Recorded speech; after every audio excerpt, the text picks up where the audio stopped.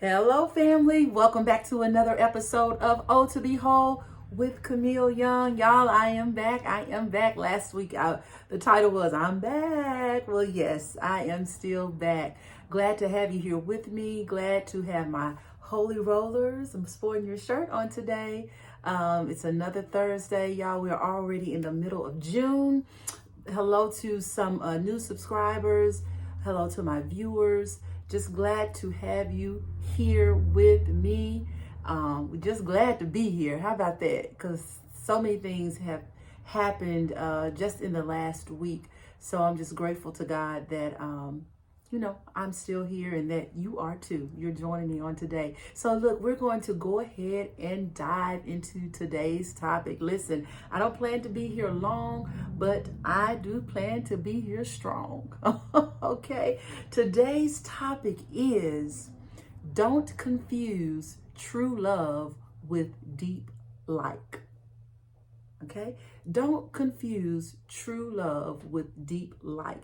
And I believe that's probably one of the biggest issues or errors that people have made, confusing true love and deep like. When I look back over my relationships and the people that I thought, I was so deeply in love with, when I really look back and reflect back, it's probably only two of them I was like truly in love with, okay? And they will remain nameless. But I don't want to hurt nobody's feelings, you know what I'm saying? But we many times, in retrospect, is always 2020. Hindsight, as they say. Hindsight is always 2020, where you can see things a lot more clearly.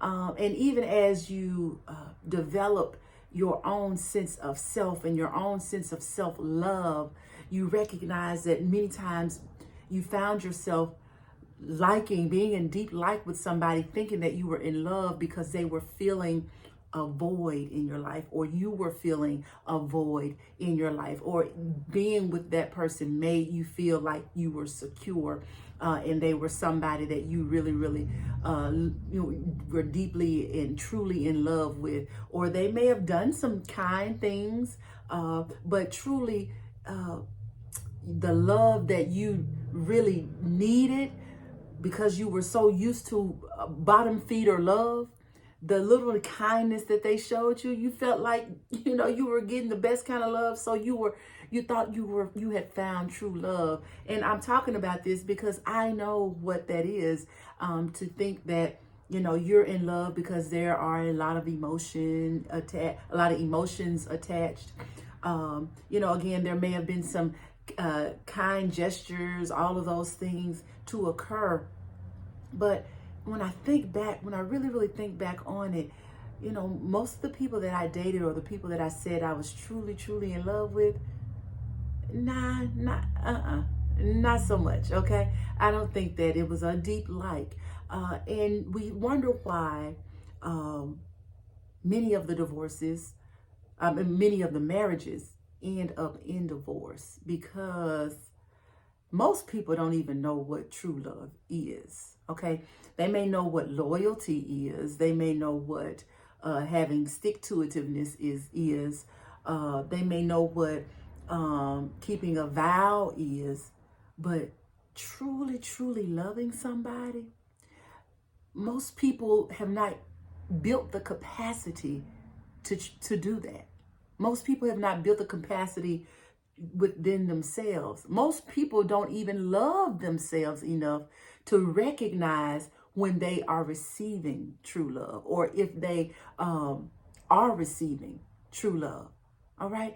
And so we have confused the two because our emotions are bubbling over. And many times the relationship isn't tried and true. Okay.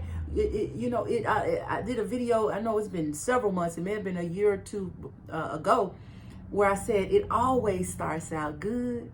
99% of relationships start off good. I'm only leaving that 1% out there because, you always got somebody that's foolish and they treat you bad from day one. Okay. But most relationships really start off good, like, because they're sending you or showing you the representative. But as time continues, you begin to see the real person. And it doesn't mean that they're bad, okay? It doesn't mean that that person is a bad person, but the truth of who they are is revealed. And many times we don't take the time to allow those true personality traits and those character traits to shine through for us to make a better judgment on whether or not this is somebody we want to be with long term, whether this is somebody that you want to make a vow before God to be with for the rest of your life. And I believe that's an advantage that we at this age, 40 and above, I would even go as low as 35 and above. That's an advantage that we have, in that we should be, let me say, that's an advantage we should have being older, because we have experienced some things. Hopefully we have grown and matured and making better decisions just about life in general. Spiritually, we should be more sound, and we should have a better sense of self and self-love. We should be probably in our careers, or at least doing things that we enjoy, financially stable, all those things that we may not have in our early 20s and even early to mid 30s, that causes us to make poor decisions around who we date and who we ultimately end up marrying. And so I just wanted to make sure that, especially because it's some married people watching me right now, that they may not verbalize it, but you may be in love or found true love now in your marriage, but probably when you married your spouse, it wasn't true love just yet. All right. Or you married them because you thought it was true love, and now 5, 10, 15, 20, 25, 30 years later, you figure out it was more of a deep like. Okay, it was more of a deep like and not true love. And that doesn't mean your marriage has to end. That doesn't mean that you're in a bad relationship. But hopefully, you will encourage other women and men that you encounter who are single and they're seeking and searching for or waiting for their spouse or somebody to date or to marry, that you will give them insight on the things that they should be looking for, and not being so quick to want to jump into being married. Okay, let's not do that. People are so quick to get married. Our lust, all of those things push us into marriages and into relationships, or keep us in relationships that we shouldn't even be in. Okay, we should not even be in those relationships because the wrong thing motivated us to make us feel like we were in deep love when we were in true love, but when we were actually in deep like. We were in deep like. And that's sometimes, for some of you that's watching, that's a harsh reality, because that's the person that you're choosing to stay with, or that's the person that you chose. So, hey, he's not a bad guy, or she's an okay chick, but I ain't happy. I'm not living I'm not in a marriage where I'm truly, I feel connected and vulnerable with my mate. That's okay. That's okay. Again, we at Oh to Behold, we're wanting to heal relationships, not break them up. However, I do believe, and I'm not saying on happiness alone, you need to leave a relationship just because you're not happy. That's not what I'm saying. But if there are other things that may cause people to move into divorce, but many times you've moved to that point of divorce because you were in deep like. You were not in true love. Okay?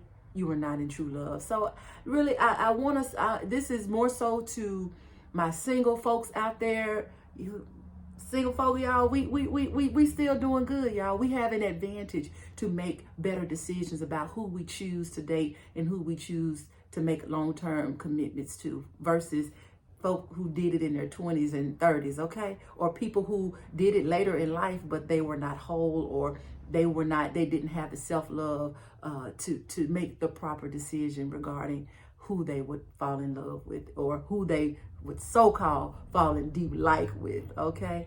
All right, but I want to just encourage you, and if you're in that relationship, if you're in that marriage and you're not happy, do something different. Try to bring a new spark into the relationship, especially if you're saying you're going to stay, okay? Bring the new spark into that relationship, all right? Make sure you're not the one that's being the dud in the relationship, all right? All right, so that's all I got for us today, y'all. It's either gonna be true love or you in deep like.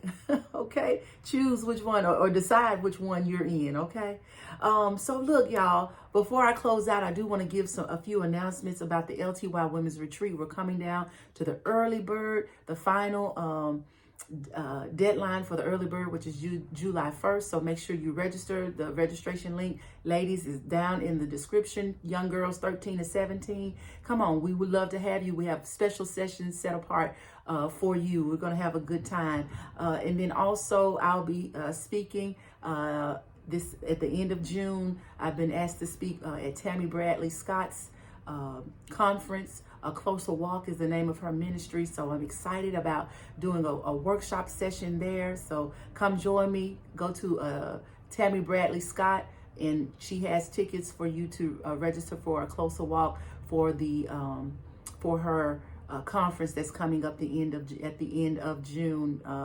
Living victoriously. Okay, we're gonna live victoriously as singles. Come on, I want to see you there, single ladies. All right. What else? You can get your book. I don't ever want to forget about that.